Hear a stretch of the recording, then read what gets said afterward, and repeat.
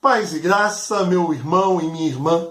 Eu quero convidá-los a abrirem a Bíblia em Efésios capítulo 5, verso 15, 16 e 17. E diz assim a palavra do Senhor: Portanto, vede prudentemente como andais, não como necios, e sim como sábios, remindo o tempo, porque os dias são maus. Por esta razão, não vos torneis insensatos, mas procurai compreender qual a vontade do Senhor.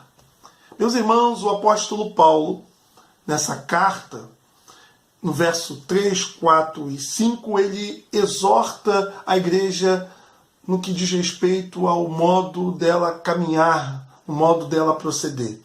Ele faz um contraste, sim, em relação àqueles que vivem produzindo obras das trevas e aqueles que vivem como pessoas que andam na luz. Ele prossegue todo esse capítulo falando sobre isso. E lá no verso 14, ele então, de uma forma muito veemente, vai dizer assim: pelo que diz, desperta, ó tu que dormes, levanta-te dentre os mortos e Cristo te iluminará.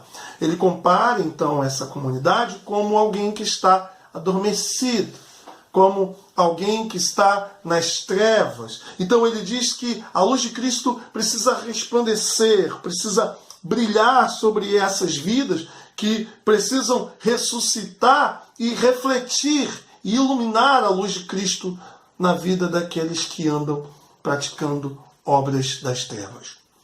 Portanto, lá no verso 15, ele vai linkar o que vai falar agora com aquilo que ele já apresentou. Ele diz, portanto, vede prudentemente como andais, não como necios e sim como sábios. Então, ele chama a atenção, quando ele usa a expressão vede, e o sentido aqui da palavra no original é observe atentamente, de uma forma acurada, o modo como se anda, como se caminha, como se vive a vida cristã. Não como tolos. E a ideia do tolo aqui não é a ideia de uma pessoa que faz assim as coisas equivocadas, mas a pessoa que sabe o certo e pratica o errado. Uma maneira de viver contraditória, sabendo o modo como deve se proceder, opta pela coisa errada. Então ele vai dizer, deve-se viver como sábios. E o sábio aqui não é aquela pessoa que está cheia de formações acadêmicas, o pós-doutor. Não. Há pessoas que possuem formações acadêmicas cuja vida é uma vida de tolo.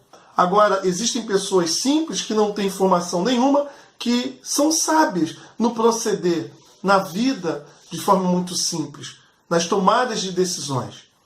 Paulo então está dizendo que o modo sábio tem a ver com remir o tempo. A palavra aqui, remir, é a palavra que tem a ver com a questão comercial, de alguém que compra, que redime, que resgata o escravo na praça pública. Então, remir aqui é resgatar. Resgatar o tempo. O tempo aqui não é o cronos, não é o tempo do relógio cronológico, mas é a ocasião oportuna, é o kairos. A ideia é resgatar a ocasião oportuna. Nesse sentido, ele está dizendo, porque os dias são maus. E como nós podemos olhar a questão dessa expressão, os dias são maus? Desde que Cristo subiu aos céus e enviou o seu Espírito Santo, nós vivemos os chamados últimos dias. É como se houvesse um relógio em contagem regressiva. A cada dia que passa, nós vamos nos aproximando da volta de Jesus. E essa sociedade, esse mundo, esse tempo presente é marcado por uma ética, por um valor invertido, contrário aos princípios e aos valores de Deus. Portanto, Paulo está dizendo que das situações a qual nós nos encontramos, devemos aprender a resgatar, a transformar o que nós vivemos em algo que venha glorificar a Deus. Em tudo, porque esse mundo, além de ser marcado por uma ética, por um valor invertido, é também um mundo marcado pela presença do mal.